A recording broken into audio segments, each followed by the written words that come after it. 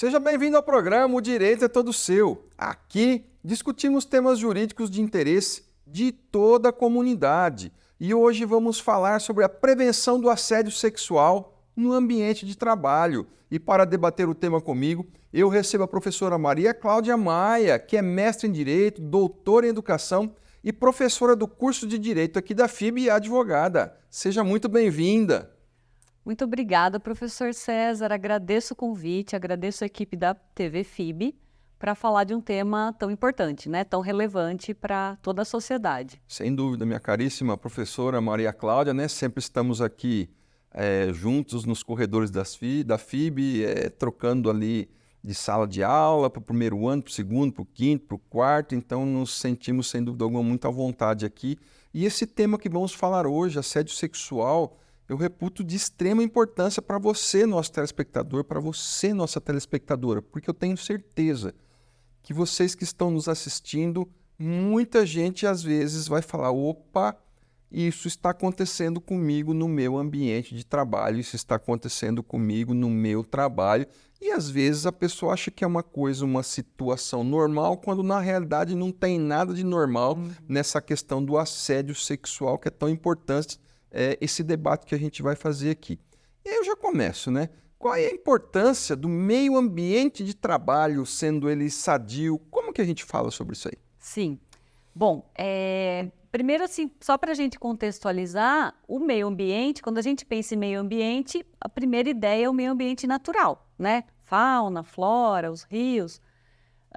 Nós temos esse direito assegurado na Constituição. Só que o meio ambiente, ele vai além de meramente o ambiente natural e também temos uma proteção legal para o meio ambiente de trabalho. Então, todos os trabalhadores têm direito a trabalhar em um ambiente de trabalho sadio, seguro e livre de assédio, né? Especialmente que não haja assédio no ambiente, assédio sexual especificamente no ambiente de trabalho. E desde 2022, as empresas que possuem CIPA têm que ter um programa para, né, prevenir e combater o assédio. Claro que as que não têm obrigatoriedade de CIPA também devem ter esse comprometimento. Esse olhar, né? Mesmo não tendo a CIPA dentro da legislação que não for obrigatório, você falou muito bem agora, tem que ter um comprometimento, na realidade, com os colaboradores ali, porque nada melhor do que se trabalhar num ambiente saudável, como você mesmo disse, num ambiente sadio, ainda mais no mundo de hoje, né? A gente passa por tantas questões na vida e a gente passa a maioria do tempo no trabalho do que dentro de casa, né? Vocês que estão aí nos assistindo, com certeza se identificam com isso. Então, nada melhor do que um ambiente sadio de trabalho, é melhor para todos, né? Os nossos telespectadores estão nos ouvindo aí e nos vendo, nos assistindo e com certeza eles já estão falando aí, tá, mas o que é esse tal de assédio sexual? Então, como é que se caracteriza o assédio sexual? Bom, o assédio sexual, ele configura uma violência, né? A gente vai falar assim, uma violência contra a mulher, mas não necessariamente, né? Mas é que a maioria das situações são contra as mulheres. E o assédio, ele pode configurar, inclusive, crime. Está previsto um tipo penal no artigo 216-A do Código Penal. E essa situação criminosa seria de constrangimento para obter uma vantagem, né, sexual, e só que ele exige assim, que haja uma hierarquia. Então, para caracterizar o crime, teria que ser, por exemplo, de um superior hierárquico para o subordinado. Tem que ter uma relação de poder entre as pessoas e aí ter essa conduta, né, desse agressor de exigir uma vantagem sexual. E assim, essa relação hierárquica pode ser inclusive professor-aluno, patrão e o seu subordinado, um superior hierárquico e com relação a outro. Isso no crime. Mas a gente vai ter outras condutas, então, de constrangimento que envolvam a sexualidade da outra pessoa, que mesmo que não configurem o ilícito penal, né, o crime, ele vai ser considerado um ilícito civil, né, com repercussões na esfera civil e trabalhista, né? Então, o assédio sexual como crime precisa ter essa conduta tipificada lá no Código Penal. Mas a gente pode ter outras situações, mesmo na mesma situação, na mesma hierarquia, né? Sem necessidade de ter uma hierarquia superior, e que também pode caracterizar o assédio essa conduta, né? Eu posso ter condutas que façam exigências, né, de caráter sexual e que vão caracterizar o assédio. É interessante essa situação, porque quando a gente fala do assédio sexual, muita gente pensa que só... Ah, não, mas isso tem que ser crime, crime. Na realidade, como você já disse, não é bem assim. Então, nós podemos ter, assim, várias situações, como você já deu aí exemplificando. Então, para deixar mais claro ainda para o nosso telespectador, para a nossa telespectadora, né? Pode haver aí o assédio sexual no ambiente de trabalho e mesmo havendo o assédio sexual no ambiente de trabalho que não configure como crime. Sim, Né? sim. Isso é perfeitamente possível. Isso, eu posso ter, então, entre pessoas que estão na mesma hierarquia, colegas de trabalho, né, que vão praticar condutas, então, que vão caracterizar o assédio. Eu posso ter, inclusive, aquele assédio que é generalizado. Então, aquela pessoa pratica condutas que não atingem só uma pessoa. Então, imagina um ambiente de trabalho e que tem várias pessoas trabalhando conjuntamente e que tem uma pessoa que torna aquele ambiente tóxico por meio de condutas, então, piadas, né, investidas, comentários sobre os corpos das pessoas, sobre a roupa, né, convites de maneira generalizada. Então, isso pode ser tanto direcionado a uma única pessoa, como pode ser praticado de forma generalizada, né? Então, seria aquele assédio que atinge uma seção ali, né, de trabalho, porque aquela pessoa ela acaba fazendo essas investidas de forma, né, vamos dizer assim, geral, né? Ou pode ser direcionado para uma única pessoa. A gente pode ter esses dois tipos de conduta. Claro, né? Pode ser direcionado contra homem e contra mulher, né? Mas, normalmente, independente de orientação, só que, normalmente, a maioria dos casos as vítimas são mulheres. É isso aí, a gente tem sempre essa situação, né, que, infelizmente, as mulheres são vítimas dessa questão desse assédio sexual. E essa questão que você disse agora, que pode ser configurado o assédio sexual aí, não só direcionado a uma única pessoa, mas direcionado a uma coletividade, eu tenho certeza, né? Quem nos assiste fala, mas como assim uma coletividade? Vamos dar um exemplo, talvez até estapafúrdio aqui. O individual, o cidadão vai lá e começa, vamos imaginar, cantar ali, dar em cima de uma menina que é uma colaboradora da empresa. E um exemplo desse assédio sexual de forma coletiva. Ele chega e, como se diz, ele vai se dirigir a todo mundo de uma vez só? Como que fica mais claro isso para... Ele poderia, por exemplo, ter condutas como enviar vídeos pornográficos que todos os trabalhadores daquela seção vão ter acesso. Ele pode fazer piadas generalizadas, né? Piadas pornográficas, piadas de cunho sexual, que todos vão ter que ouvir, assistir, né?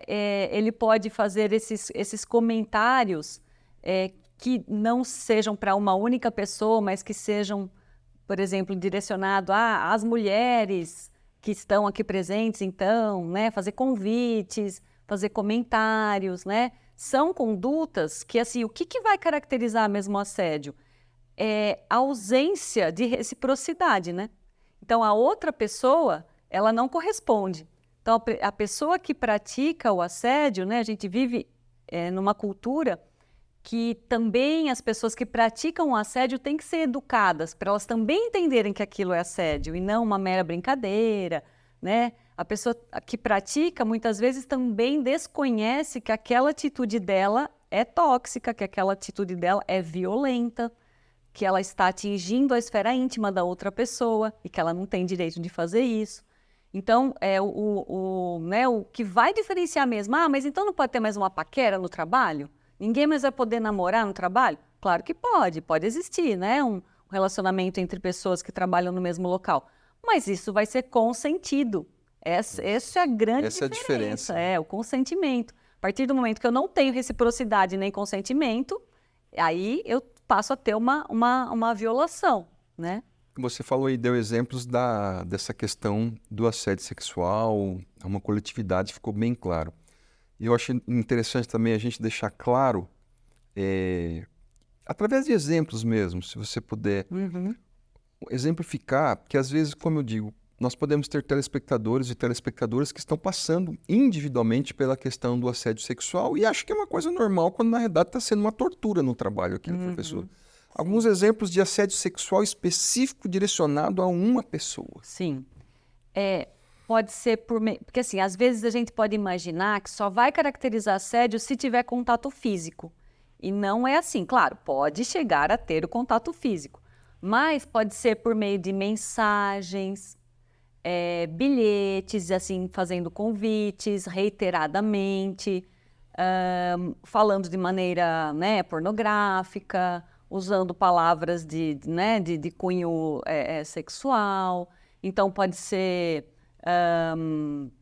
por mensagem, por escrito, pode ser pessoalmente, né, falando para aquela pessoa. Que mais que pode caracterizar? A insistência, né? Eu acho que uma das coisas que podem, sim, caracterizar o assédio não é um convite, faz o convite, a pessoa não aceita, começa a intimidar. Olha, se você não aceitar, né, começa a persistir, intimidar, constranger a pessoa. Então, né, passa do limite do mero, né, de uma mera, né, uma aproximação e passa a ser, né, como o próprio nome diz, né, passa a ser um assédio, passa a ser algo assim que incomoda, que atinge a esfera íntima da pessoa, né, que ultrapassa o limite, então, de um mero, né, convite, de uma mera aproximação. Então, né, usando dessa forma, ou intimidação, ou chantagem, ou por meio de mensagem, ou por meio de, né, bilhetes, ou pessoalmente. Então, são essas formas que podem caracterizar o assédio. Isso é marcante, né? Porque às vezes a pessoa que está sofrendo o assédio, a vítima ali, que pode ser uma mulher e um homem, como você falou, a maioria dos casos são as mulheres. Mas o que acontece? Às vezes a pessoa que é a vítima está achando que a outra pessoa que é o assediador está sendo educado, mas tem uma diferença muito grande, são quilômetros de distância entre uma pessoa que está sendo educada com você e uma pessoa que está te assediando, né? Isso gera uma série de consequências para a vítima, para a empresa, para o assediador. Eu quero falar dessa questão dessas consequências, mas nós precisamos ir para um rápido intervalo e voltamos já já. Não saia daí.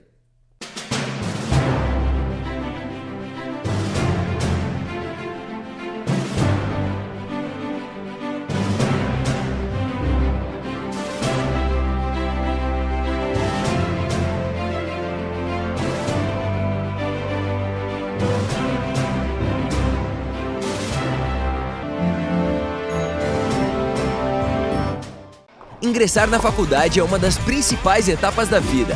O aluno chega com tudo: sonhos, desejos, muita expectativa e uma baita vontade de estudar. E a FIB vem com tudo também. Laboratórios completos, aulas 100% presenciais e cursos de excelência, sendo 4 deles nota máxima no MEC. Professores mestres, doutores e que atuam profissionalmente com aquilo que ensinam. Comece sem pagar mensalidade e trabalhe já nos primeiros anos. FIB. Vem com tudo. Inscreva-se fibbauru.br.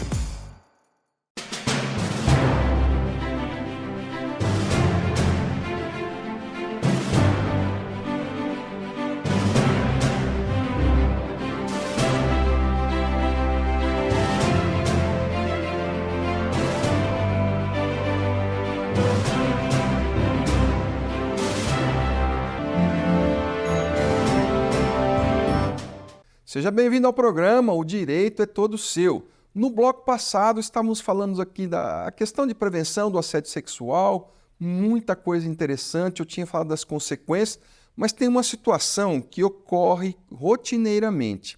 Qual é essa situação que eu queria conversar com você, professora Maria Cláudia? Vamos imaginar aí uma pessoa que está sendo assediada, vamos fazer um exemplo concreto. Uma moça no seu trabalho, no seu local de trabalho, está lá sendo assediada, vamos imaginar, no meu exemplo, pelo chefe, né? Caso aí essa moça não reagir a esse assédio, a moça simplesmente não reage. Como que fica essa situação? Sim. E isso é muito comum, professor César, que as vítimas, elas muitas vezes demorem para detectar que aquilo é um assédio. E se tiver a superioridade hierárquica, fica mais difícil de identificar, né? Muitas vezes porque ele pode ser sutil, ele pode ser ostensivo, né? Então eu posso ter aquele assédio ostensivo, como ele pode ser mais sutil, né? Nem todas as pessoas têm esse comportamento mais ostensivo, agressivo. Às vezes a coisa vai um pouquinho mais sutil, vai falando, vai disfarçando, mas joga ali uma chantagenzinha. E aí a vítima muitas vezes não consegue identificar e demora para tomar uma providência. E aí muitas vezes as pessoas falam, mas ela demorou, por que ela não disse logo? Porque já é, né, de uma socialização feminina de ser mais cordial, né? E de lógico, temer pelo próprio emprego também, né? E não identificar, né? Então é importante também da gente deixar claro, e às vezes a pessoa se sente culpada também. Então é importante deixar claro o seguinte, a culpa não é da vítima, né?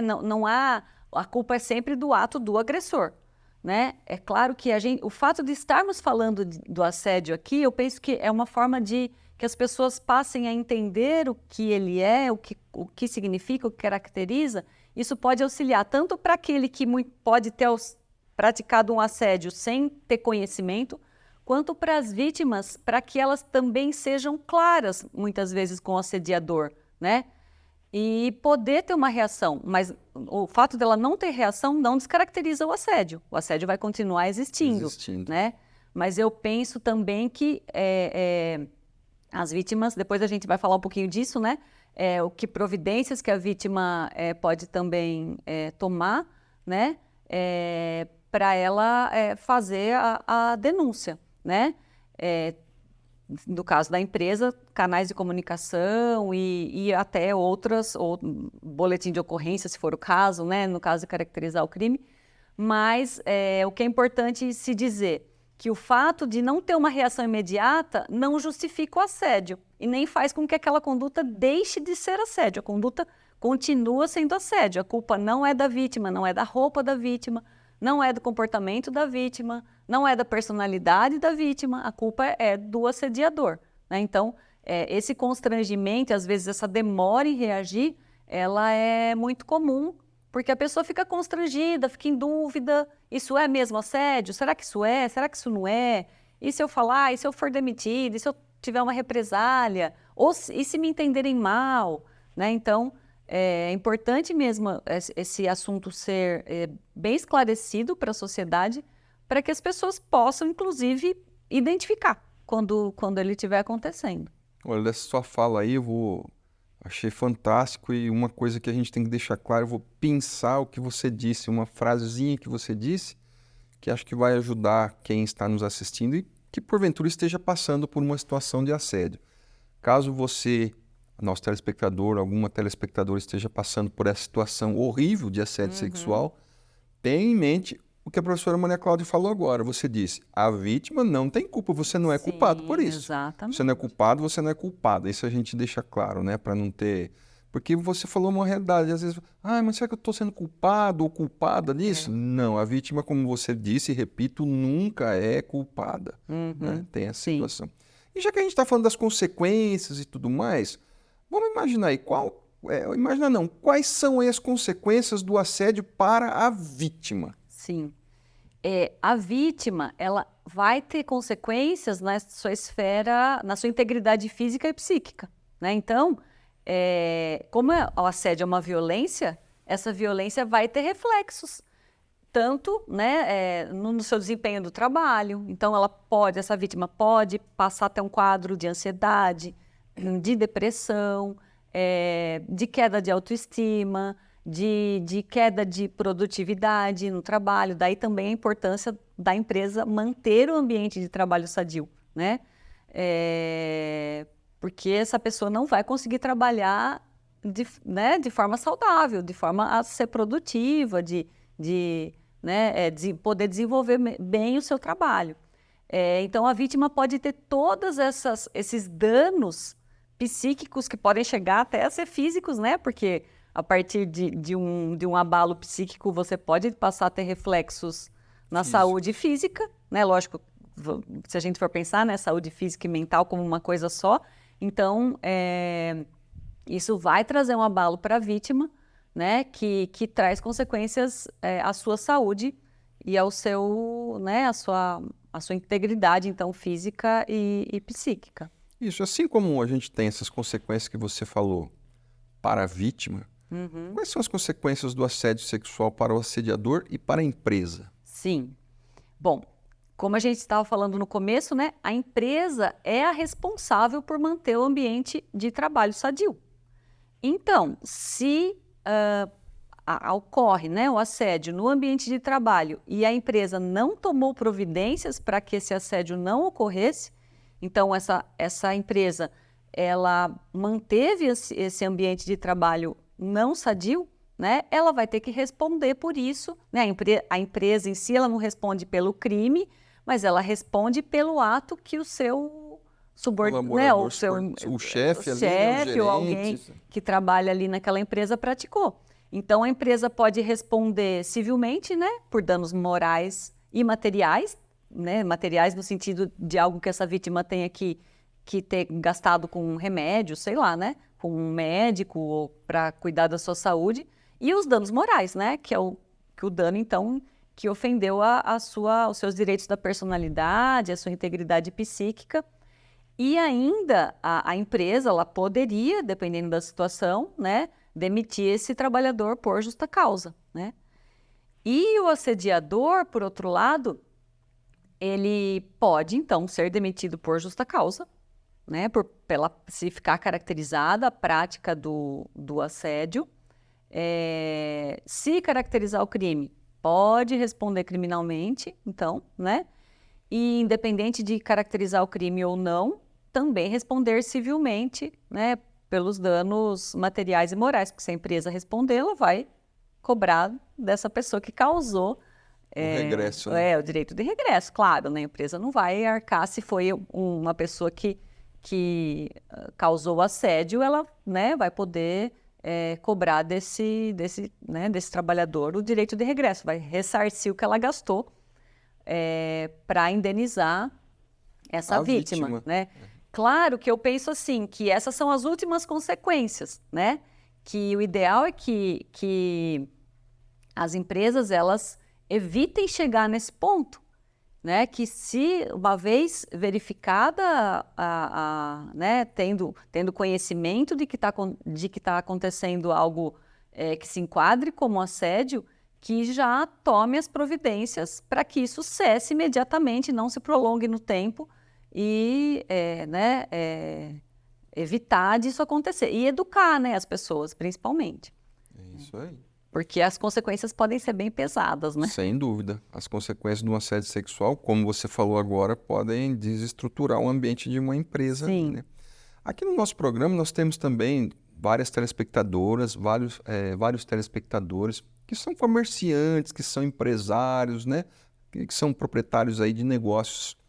E assim, eu tenho certeza que muitos deles estão aí nos assistindo, brindando aí com a audiência, mas muitos devem estar se perguntando, tá, mas o que eu posso fazer, eu como proprietário, como comerciante, como empresário, seja lá o que for, quais são as providências aí que eu posso tomar, né, como empresário, como comerciante,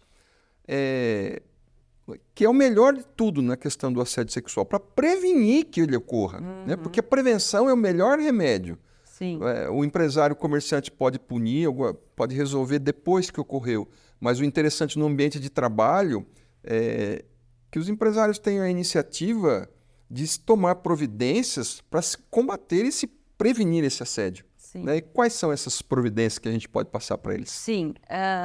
Bom, eu penso que o primeiro passo para não termos assédio, para termos um ambiente de trabalho sadio, é a educação, né? Então, conscientizar os trabalhadores, desde as chefias quanto todos os demais trabalhadores, sobre o que é o assédio, o que caracteriza o assédio, as consequências do assédio, né? Porque eu acho que ninguém quer causar um dano desse tamanho para uma vítima, né? Para um colega de trabalho, desestruturar a vida dessa pessoa.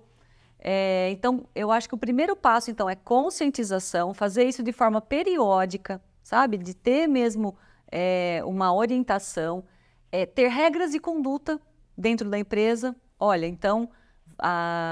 código de conduta. Isso, um código de conduta. Gente, não vai poder fazer piada pornográfica. É óbvio, mas às vezes tem que colocar. Tem que estar escrito. É óbvio, mas às vezes tem que estar escrito ali, né? Porque é um ambiente de trabalho, Exatamente. Afinal de contas. Então, ambiente de trabalho.